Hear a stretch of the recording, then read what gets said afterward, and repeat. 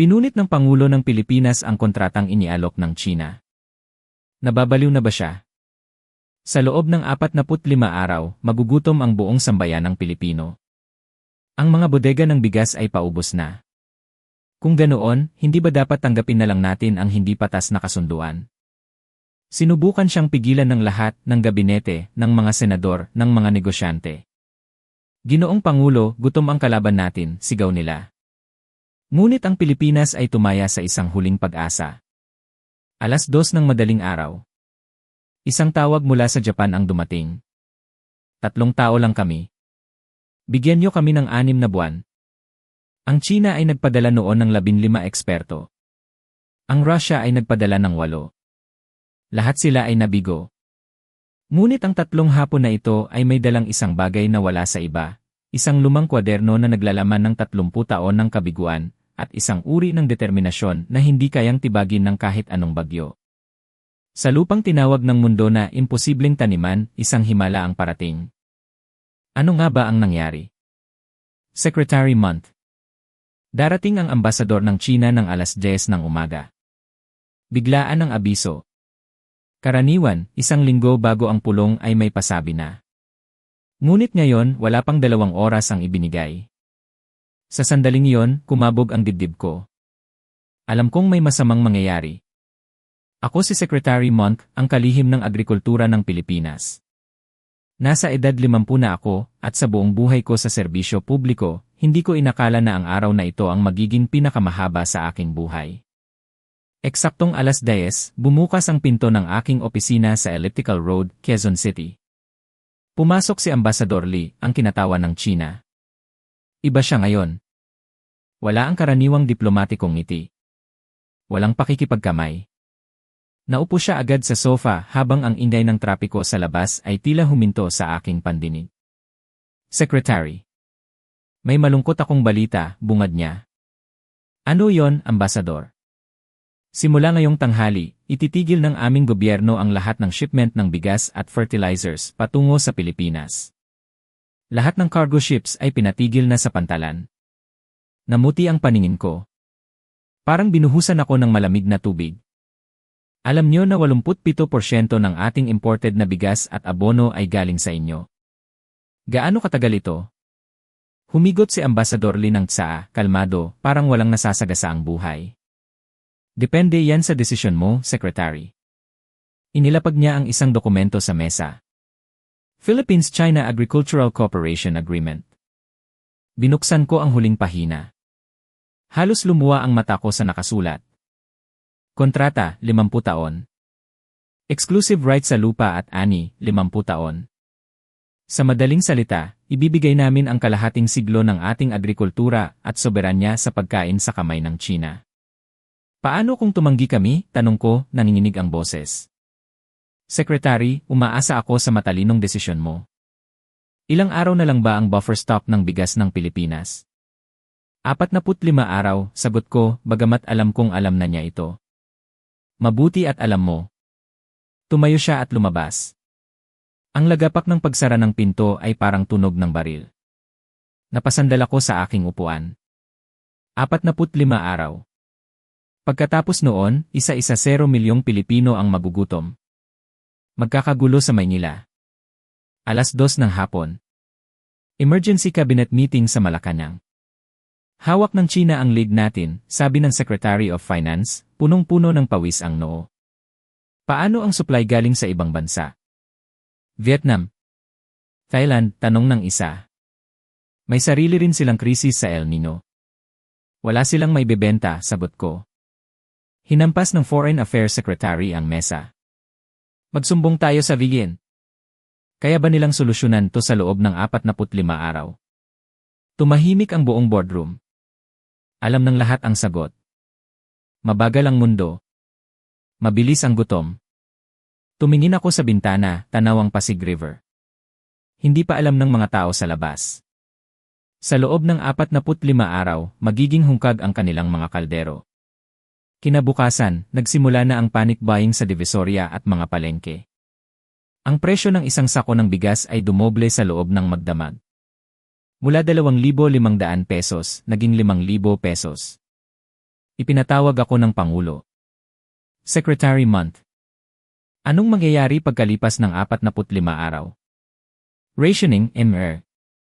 President. Babalik tayo sa panahon ng gyera. Paano kung tanggapin natin ang alok ng China? Parang tinik sa lalamunan ang sagot. MR. President. Isusuko natin ang ating kalayaan. Pero, mas mabuti na ba yun kaysa mamatay sa gutom ang mamamayan? Nang gabing iyon, naiwan akong mag-isa sa opisina. Nasa mesa ko ang kontrata ng China. Hawak ko ang ballpen. Isang pirma lang, tapos na ang problema. Isang pirma lang, busog na ulit ang Pilipinas, pero alipin naman kami. Biglang nag-vibrate ang cellphone ko sa ibabaw ng mesa. 2:00 ng madaling araw. Unknown number. Positibo 81 ang area code. Japan. Hello. Secretary Monk ba ito? Pasensya na sa abala sa ganitong oras. Ako si E.A. Kimura. Japan? Opo. Ako ay isang soil scientist. Nabalitaan ko ang sitwasyon ng Pilipinas. Baka makatulong kami. Tulong. A.I. Kimura, nabigo na ang China, ang Russia, at maging ang ibang Japanese teams dito noon. Ako mismo, sa loob ng 10 taon, 7 beses nang nabigo sa proyektong ito. Ngunit ang boses sa kabilang linya ay may kakaibang bigat. Isang uri ng kumpiyansa na hindi mayabang kundi buo. Secretary. Alam ko kung bakit sila nabigo. At kaya kong baguhin ang resulta. Pero may isang kondisyon. Anong kondisyon? Bigyan mo kami ng 6 na buwan. At huwag na huwag kayong susuko. Sisiguraduhin kong magtatagumpay tayo. 6 na buwan. 45 araw lang ang mayroon kami. Ilan kayo sa team mo, Doktor? 3. 3. Napatawa ako ng mapait. Ang China ay nagpadala ng 15. Ang Russia, 8. Anong gamit ang dala nyo? Secretary, may dala kaming mas mahalaga sa makinarya. Isang notebook na naglalaman ng 30 taon ng pananaliksik, at ang binhi na tinatawag na Shinpoma. Iyon lang. Sa sandaling iyon, tumulo ang luha ko. Hindi ko alam kung bakit. Siguro dahil sa desperasyon. Siguro dahil sa pag-asa. CJ. Pumunta kayo. Pero tandaan nyo, kapag nabigo kayo, gutom ang aabutin ng isa-isa 0 milyong Pilipino. Secretary, hindi kami pupunta dyan para mabigo. Pupunta kami para magtagumpay. Pagbaba ng telepono, tumingin ako sa labas. Bukang liwayway na. Kinuha ko ang kontrata ng China at pinunit ito. 3 tao. 3 hapon. Sila na lang ang pag-asa namin. Maghihintay ako. 1 linggo ang lumipas bago dumating sila ay. Kimura. Sa loob ng linggong iyon, binalikan ko ang bangungot ng nakaraan. Ang proyekto, gintong butil.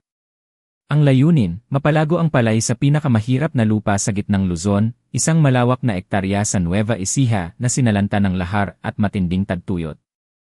Una, noong 2013. Dumating ang Chinese Academy of Agricultural Sciences.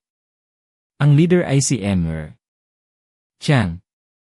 Secretary, nagpatubo kami ng palay sa disyerto ng Gobi. Kayang-kaya to.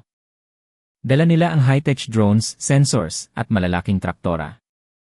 Gumastos ang gobyerno ng bilyon-bilyong piso.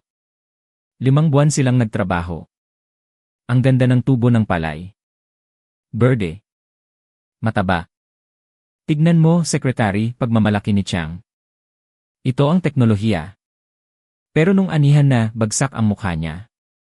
3.1 tons per hectare lang. Ang world average ay 4.5 tons. Lugi. Ang gasto sa produksyon ay triple kumpara sa presyo ng imported rice. Ang lupa, rason ni Chiang.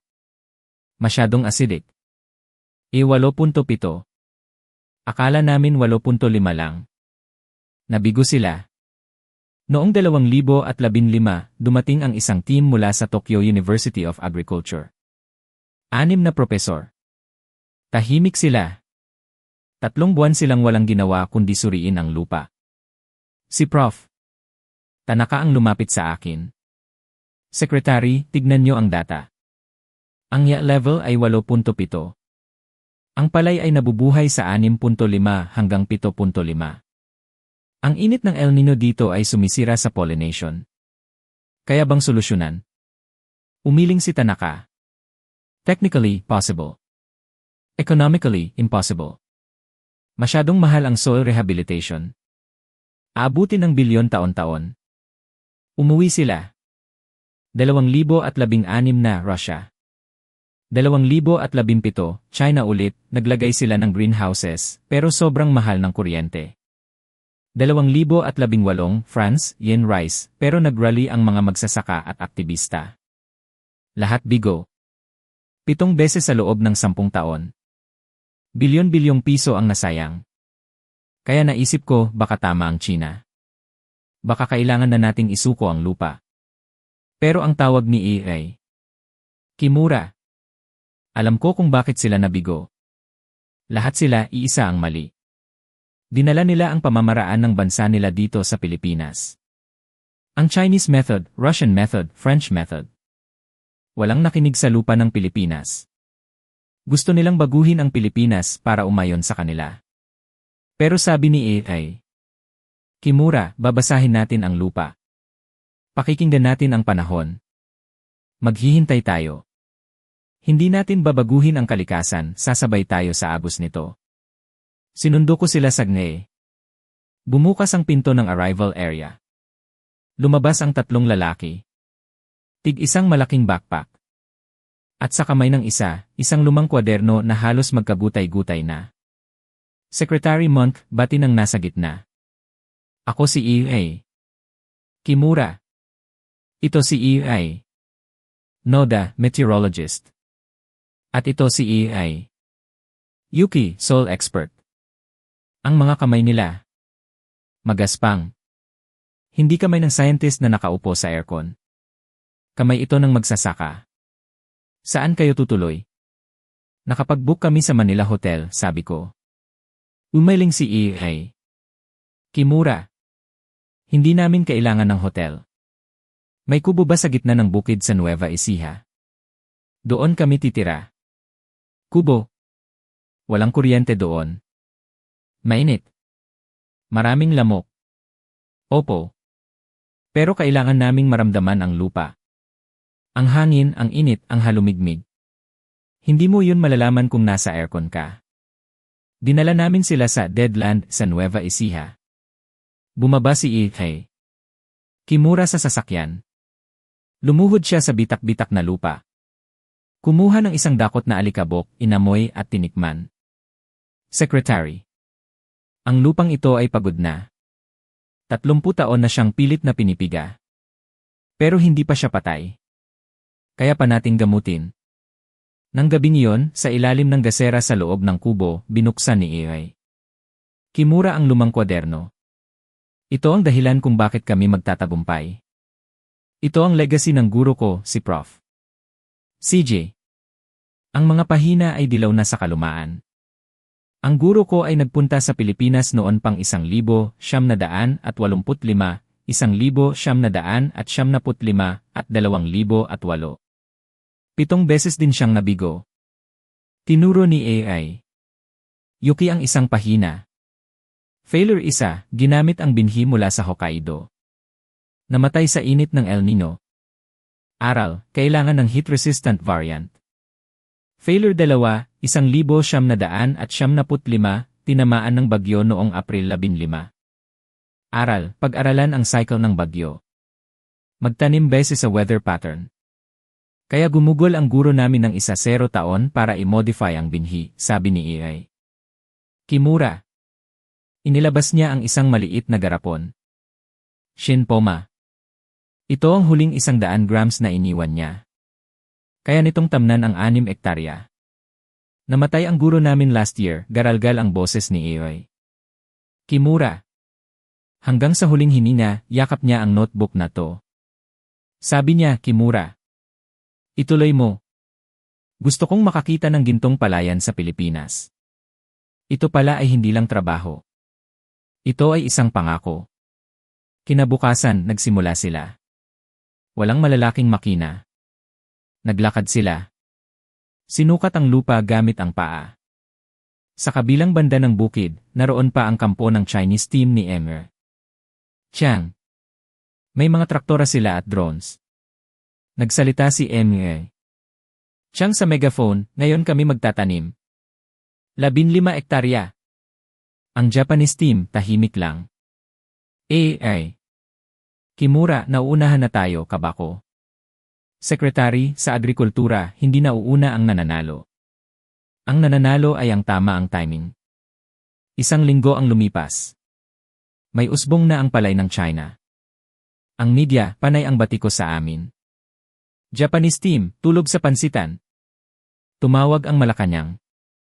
Secretary, anong ginagawa nila? Bakit wala pang tanim? Bigyan niyo pa kami ng 2 linggo. Abril 15. Tumawag si EI. Noda ng madaling araw. Secretary, papasok ang isang heat wave mamaya. 42 degrees Celsius. Alas 9 ng umaga, narinig namin ang sigawan sa kampo ng mga Chino.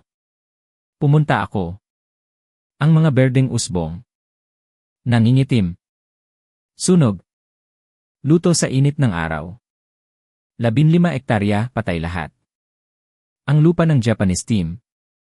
Walang nasayang kasi wala pa silang tinatanim. Tuminala si EI. Kimura sa langit. Bukas, bababa ang temperatura. Magtatanim na tayo sa Abril 22. Abril 22. Dumating ang mga residente ng Barangay Pag-asa. 120 katao. Ang kapitan ng barangay, si Kapitan Prevshuren, panatilihin ang pangalan base sa source, pero gawing kapitan, ay nagsabi, tutulong kami. Nagtanim sila gamit ang kamay. Walang makina. Mayo 7. Tumakbo si EI. Yuki sa akin. Namumutla. Secretary, masama ito. Ang ya level, umakyat sa 8.6. Mamamatay ang palay sa loob ng 1 linggo. Kailangan natin ng gypsum. 40 tons. Wala tayong stock. Hinarang ng China ang shipment. Desperado na kami. Tinawagan ko si Ambassador Lee. Ambassador, payagan niyo ang shipment ng gypsum. Parang awa niyo na. Pirmahan mo ang kontrata, Secretary. Bukas na bukas, nasa iyo ang abono. Binabaan ko siya ng telepono. Kimura, wala tayong makukuha. Tatawag ako sa Japan. Mayo 1-0. Lumapag ang isang cargo plane sa Clark Air Base. 30 tons ng gypsum. Secretary, sabi ni EI. Kimura na may luha sa mata. Nag-ambagan ang mga magsasaka sa Niigata at Hokkaido. Nung nalaman nila ang sitwasyon, nagpadala sila agad. Nang gabing iyon, kasama ang 120 na taga-barangay Pag-asa, nagtrabaho kami sa ilalim ng liwanag ng mga headlights ng jeepney at tricycle. Ikinalat namin ang gypsum. Naisalba namin ang 4 na ektarya. Namatay ang 2 ektarya. Pero buhay pa ang Pag-asa. Hunyo 1-0. Dumating ang El Nino. Walang ulan sa loob ng 40 araw. Sabi ni EI. Noda, matutuyo ang irigasyon. Ang ilog ay 20 kilometro ang layo. Mamamatay ang palay sa uhaw. Walang tubo. Walang hose. Hakutin natin, sabi ni EI. Kimura. Igib. Ano? 80,000 liters ng tubig araw-araw sa layong 20 kilometro. 3 lang kayo. Hindi lang kami. Kinabukasan, nagpatawag ng assembly si Kapitan Prevshuren. Mga kabarangay, kailangan natin ng tulong. Igib tayo. 20 kilometro. Tumayo si Bayar, anak ni Kapitan, estudyante sa Silayali. Sasama ako, Tay. Hindi ako papasok. Tumayo si Torel, isang biyuda na may sanggol. Sasama ako. Namatay ang asawa ko sa gutom noon. Ayoko nang maulit yun sa anak ko. Isa-isang tumayo ang mga tao. 120 katao. Nagsimula ang water relay. Hati sa 4 na istasyon. 5 kilometro bawat grupo. Pasapasa ng balde. Sakay sa tricycle. Sakay sa kariton ng kalabaw. Sumama ako.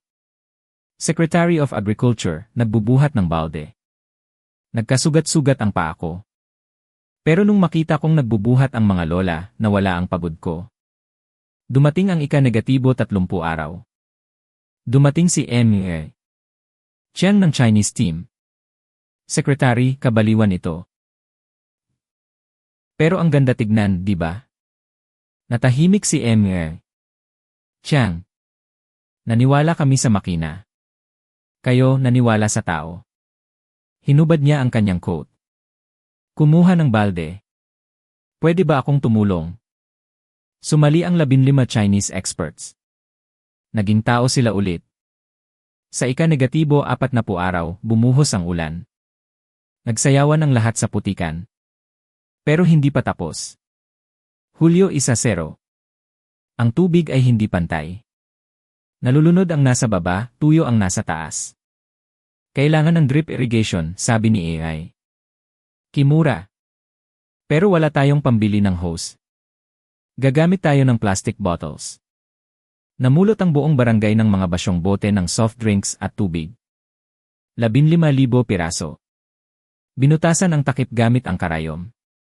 Itinurok sa tabi ng bawat puno ng palay. Diskarte. Tignan mo ang bukid ngayon. 15,000 bote ang kumikinang sa araw. Gumana. Nabuhay ang palay. Agosto 20. Tumawag si EI. Noda. Naninginig ang boses. Secretary. May namumuong bagyo sa Pacific. Super Typhoon. Tatama sa atin sa August 23. Signal no. 4. Diyos ko. Ang palay ng Chinese team na nagtanim ulit ay 80% palang hinog. Ang sa atin, 75% na dahil short duration variety ang Shinpoma. Kailangan nating anihin ngayon yan. Within 28 hours. 3 tao lang kayo. Kapitan Prevshuren, sigaw ko. Dumating ang 420 katao. Galing sa kabilang barangay. Galing sa bayan. Anihin na natin. Nagtrabaho kami ng walang tigil. 24 oras. Ginamit ang ilaw ng mga truck. Agosto 23, 3 oras la. Bumuhos ang ulan. Humangin ng malakas. Ang bukid ng Chinese team na abutan. Pinadapa ng hangin. Wasak. Umiiyak si M.E. Chiang. Ang bukid namin. Kalbo na. Nasa sako na ang palay. Nasa loob na ng warehouse. Kinaumagahan, lumabas ang resulta. Chinese team, 2.1 tons per hectare dahil sa bagyo. Japanese-Filipino team, 5.2 tons per hectare. Tinalo namin ang world average. Lumuhod ako sa harap ni AI. Kimura. Salamat. Iniligtas niyo ang bayan ko. Hinawakan niya ang kamay ko. Secretary, hindi kami. Kayo. Ang 420 na nag-igib. Ang 120 na nagtanim. Ito ang tagumpay ng pagkakaisa. Inabot sa akin ni AI. Kimura ang lumang notebook. Sa huling pahina may bagong sulat. Nabigo ako ng 7 beses. Pero hindi ako sumuko. Dahil alam kong balang araw may tatapos nito. Kimura. Yuki. Noda. Salamat. Ang kabiguan ay hindi katapusan kundi simula ng tagumpay. 1 taon ang lumipas. Ang Nueva Ecija ay naging ginto. 50,000 ektarya na ang tinatamnan ng Shinpoma. Wala nang gutom. Umalis na sila AI. Kimura papuntang Kazakhstan para sa susunod na misyon. Pero naiwan ang puso nila dito. Si Bayar nag-aaral na ng agriculture sa Japan. Si Torel may sarili ng lupa. Tumingin ako sa gintong palayan habang humahangin. Narealize ko, ang himala ay hindi gawa ng isang tao. Ito ay gawa ng pawis ng Pilipino, talino ng Hapon, at pusong hindi sumusuko. Ito ang kwento kung paano tayo nabuhay.